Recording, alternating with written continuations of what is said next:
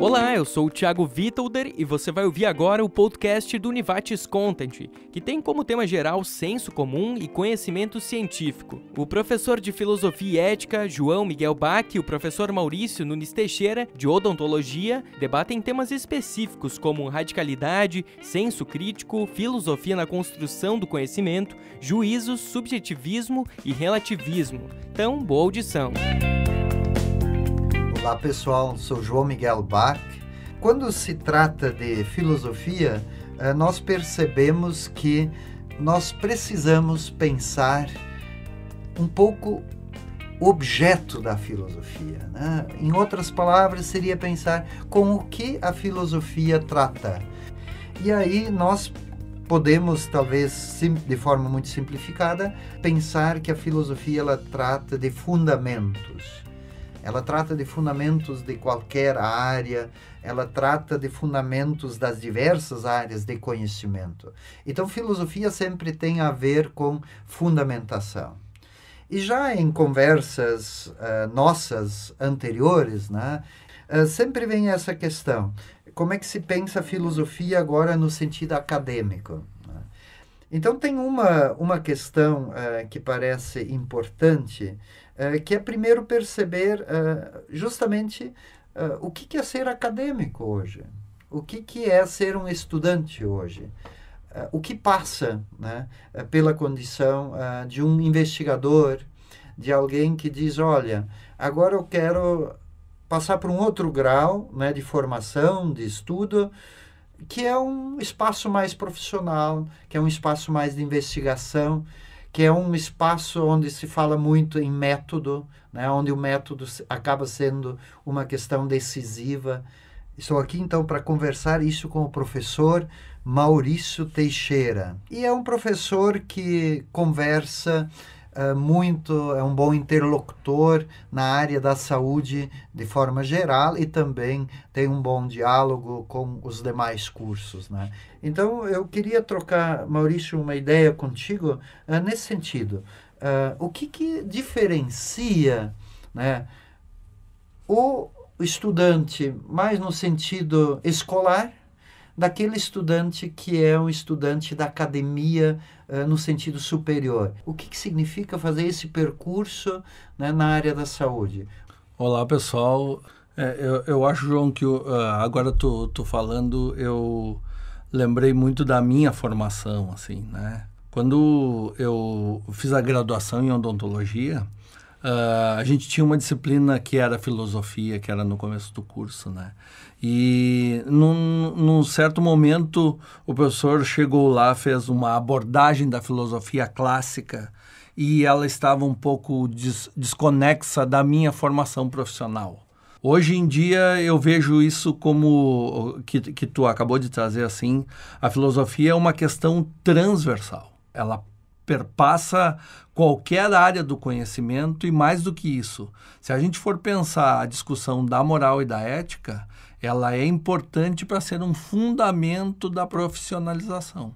A partir do momento em que a gente foca, e isso historicamente tem acontecido, da formação em saúde, focar a questão só do profissional, só da técnica, e deixar de lado ou deixar como um apêndice essas questões de filosofia, antropologia e, num sentido um pouco mais amplo, a moral e a ética, a gente acaba deixando de abordar algumas coisas que são extremamente importantes como fundamentos daquela prática profissional que o estudante vai ter depois. E eu penso que, com relação a inserção dos estudantes numa universidade, com a inserção dos estudantes na academia, como tu disseste, eu acho que é muito importante a gente pensar que esse conhecimento que o estudante vai desenvolver durante a formação, ele tem que estar carregado de um senso crítico. Ele tem que sair do senso comum, ele tem que sair do que a sociedade acredita como sendo um conhecimento que está solidificado. Eu acho que o senso crítico ele é a capacidade de questionar e analisar de forma racional e inteligente alguma questão. E para isso eu preciso de um comparativo. E o comparativo é o conhecimento. Então eu acho que é extremamente importante para a profissionalização, para quem quer ser um profissional, a questão do conhecimento, para que ele possa comparar isso com o que ele ouve, com o que ele trabalha, com o que muitas vezes os pacientes trazem, muitas vezes os familiares em casa trazem, porque pouco a gente percebe isso. Mas quem está na universidade hoje é uma parcela muito pequena da população. A partir do momento em que tu entra na universidade, tu acaba sendo referência. Você coloca, então, reforça a ideia de que uma reflexão, ela precisa ter a qualidade de ser crítica. Você mostra também que isso significa uma construção de conhecimento e que esse conhecimento, construir ele não é um processo solitário. Nós temos movimentos individuais, mas, sobretudo, né, o que garante, né, um bom conhecimento passa por um movimento em conjunto, intersubjetivo, poderíamos dizer solidário, em conjunto com outras pessoas. Popper já também fazia referência a isso, e ele dizia que os nossos argumentos se tornam válidos quando, e portanto as nossas teorias se tornam mais confiáveis, quando nós interagimos, quando nós escutamos outros, quando outras pessoas podem analisar aquilo que nós afirmamos, quando eles podem fazer testes, quando eles podem produzir contrafatos, né? Enfim, o conhecimento é uma produção em conjunto. Para nós desenvolvermos a nossa construção do conhecimento, ela ao mesmo tempo é um processo que sempre pressupõe um diálogo com os demais. E diálogo, nós também sabemos que, sobretudo, pressupõe escuta. Pressupõe aquilo que o Gadamer fala do Anstoß, de um golpe da realidade, um contragolpe à nossa percepção, alguma coisa que consiga nos mover das nossas convicções. Então, me parece assim que você salienta essa dimensão crítica, radical, né? Radical aqui no sentido de ir à raiz, de ir ao fundamento. Então, fazer filosofia na área da educação, na área da saúde, por exemplo, significa, então, pensar o que é fundamental na área da saúde. O senso comum sempre, ou muitas vezes, alega que o senso crítico a pessoa crítica é uma coisa negativa. Por quê? Porque eles compreendem que ser crítico significa ser do contra, ser extremista, o que não tem nada a ver com, de fato, a perspectiva crítica, que é uma capacidade que nós desenvolvemos de trabalhar com critérios, de fazer avaliações qualificadas, de testar essas nossas posições. E isso certamente qualifica o nosso nível de argumentação também. Eu acho que a questão de ser crítico aí, né, no final das contas, ele acaba sendo a capacidade de fazer alguns julgamentos, né?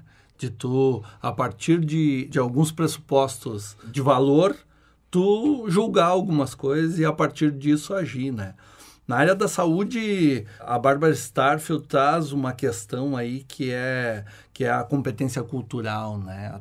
Até que ponto a gente tem capacidade de, ao atender uma pessoa, se colocar no lugar dela e entender tudo aquilo que ela traz, né? Se a gente fizer isso de uma forma tecnicista, de uma forma onde a técnica está acima disso, a gente com certeza não vai ter o sucesso que um profissional de saúde poderia lograr se conseguisse, de uma forma ou de outra, entender um pouco mais aquela pessoa, além da questão simples da doença, né? Uma das coisas que eu trabalho muito nas disciplinas que eu tenho ministrado é a questão de entender a saúde não como ausência de doença, mas sim como um processo complexo que envolve uma série de coisas. Entre elas, a questão da visão que a pessoa tem com relação à sua doença, com relação ao seu problema, né? E daí, essa questão que tu trazes do trabalho em grupo é extremamente importante para a gente pensar nisso, porque o trabalho em grupo ele é sempre um confronto. É sempre um confronto de ideias e muitas vezes, se não desenvolve isso durante a formação, depois tu vai ter um problema muito complicado com relação a isso. Mesmo que eu seja um profissional que faça só atendimentos individuais, a partir do momento em que eu estou com uma outra pessoa, eu vou necessitar do que tu trouxe, da questão do diálogo, da questão de se colocar no lugar do outro, de entender o senso comum que o outro traz, porque, né? E a partir disso conseguir dialogar com isso, né? E poder, mais do que isso, julgar qual é a melhor forma que eu tenho para levar adiante diagnósticos e tratamentos que estão muitas vezes cheios dessa questão da avaliação, a partir de julgar o valor do que se vem adiante, né? Pensar significa trabalhar com argumentos. É um exercício de argumentos. Ao mesmo tempo, você mostra que argumentar significa emitir juízos, significa tomar posições. E posições que, às vezes, confrontam, né? Às vezes agregam, às vezes cooperam, né? E elas têm todas essas possibilidades. E aí você aponta uma questão muito importante para a nossa compreensão também de filosofia.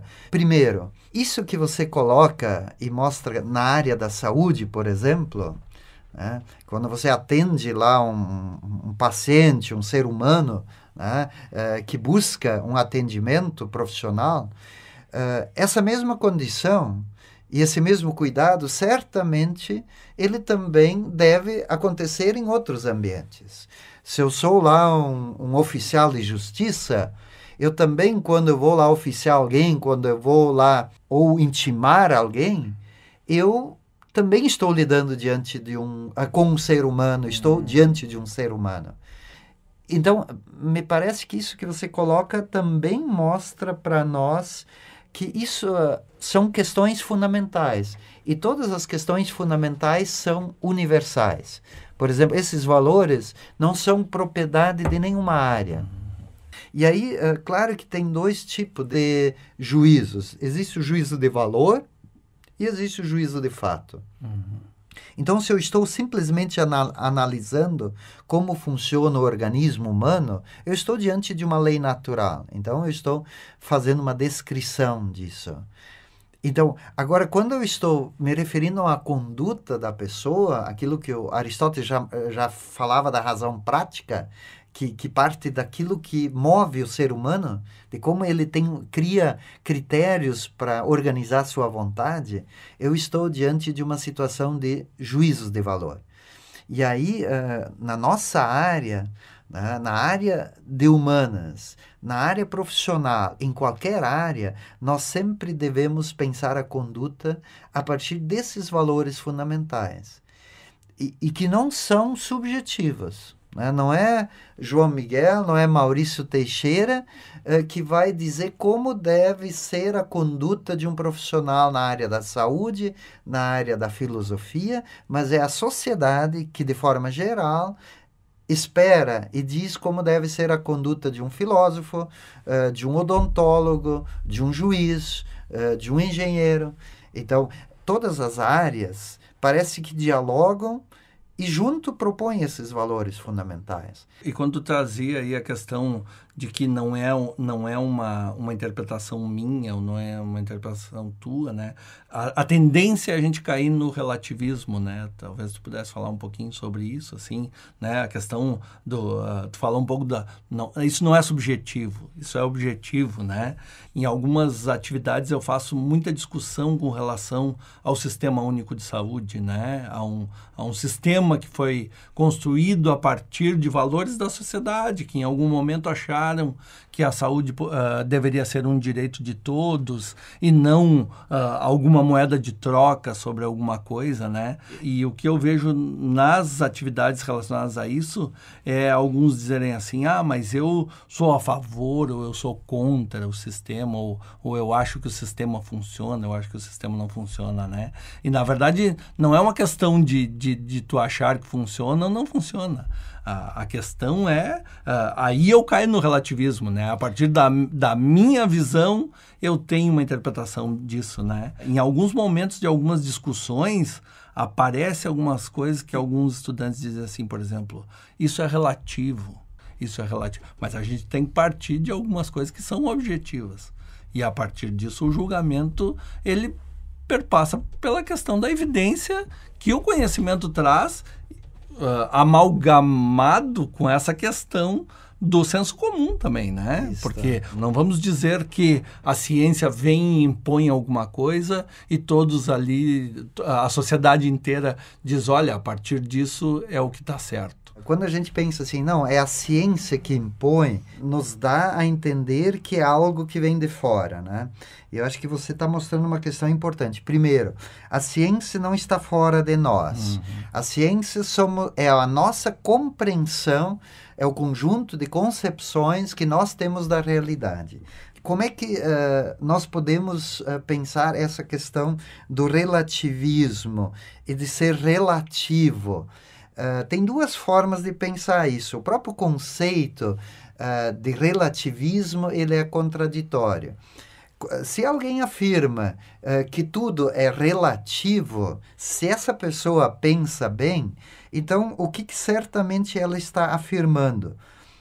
Que toda a realidade ela é complexa, como Morin e tantos outros autores mostram, e nós percebemos isso na área da saúde. Quantos fatores concorrem para deflagrar um quadro naquele paciente? Os determinantes, né? Isso, os determinantes. São psicológicos, são sociais, são culturais, como você já mencionou. São genéticos, são múltiplos. Então, só isso é o suficiente para a gente já começar a pensar assim, toda a realidade ela é complexa. Isso nós poderíamos pegar em qualquer área.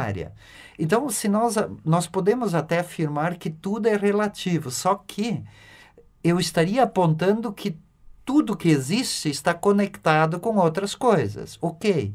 Só que isso, ao mesmo tempo, dá objetividade. Quem define quais são essas relações não é o sujeito. É uma leitura da realidade. Então, o subjetivismo e o relativismo, que é a má forma, pensar errado ou relativo, né? Eu posso dizer que tudo é relativo, mas eu preciso dizer é relativo a quê? Qual é a relação? Se eu apontar a relação, eu vou mostrar a objetividade, como você fala muito bem. Então, ali, o relativismo é o contrário, é negar essas relações. É dizer assim, olha, pode ser de um jeito ou pode ser de outro. Não. A ciência é relação causa e efeito. Quando nós emitimos juízo de valor, nós temos que ter definido valores. Nós, a sociedade, não é o sujeito, o indivíduo.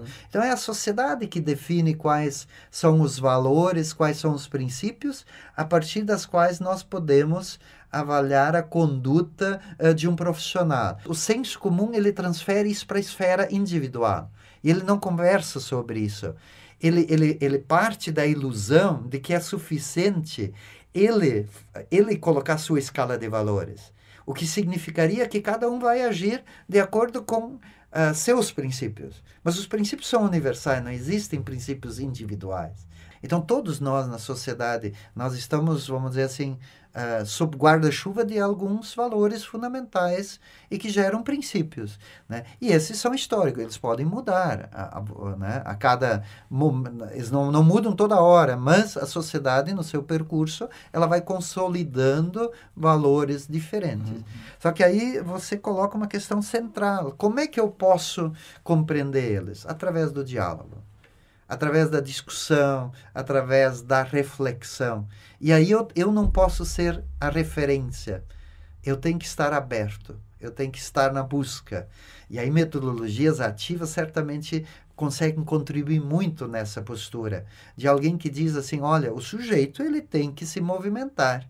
A pessoa constrói o seu conhecimento, só que ninguém constrói isso de forma individual, sem estratégia, sem método, sem postura, sem ambiente, né? Então, hoje que o conhecimento ele pode ser adquirido em muitos ambientes, por exemplo, isso também significa que a gente deve tornar esses ambientes favoráveis para que o conhecimento aconteça. O fato de dizer que o conhecimento pode ocorrer em vários ambientes não significa que todos os ambientes sejam favoráveis para a ocorrência, para a produção do conhecimento. Agradeço muito, professor Maurício, pela participação nessa nossa conversa aqui sobre essas questões pedagógicas, teóricas, acadêmicas.